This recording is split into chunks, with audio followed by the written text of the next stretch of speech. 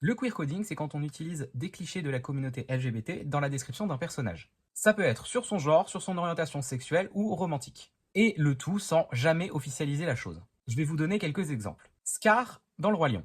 Il est assez maniéré et entre gros guillemets précieux. Ce sont des clichés associés aux personnes homosexuelles. Est-ce que ça veut dire que Scar est gay?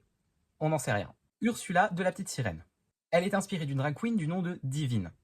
Est-ce que ça veut dire qu'elle est drague? Est-ce que ça veut dire qu'elle est trans? C'est jamais dit. Dipper de Gravity Falls. Il a une sœur jumelle. Sauf que les vrais jumeaux, comme Ele, ne peuvent pas naître fille et garçon. Donc Dipper est un mec trans. Bah en fait, oui, ça a été rendu canon. Mais juste avant, c'était que des hypothèses. Luce de The Owl House. Dans une scène, elle est habillée avec un costume et une jupe. On peut associer ça à du gender non-conforming, ou de la non-conformité de genre en français. C'est quand quelqu'un s'habille avec des vêtements qu'on n'associerait pas forcément à son genre. Petit rappel, les vêtements n'ont pas de genre. Mais c'est pas le sujet. Est-ce que ça veut dire que Luce est non-binaire?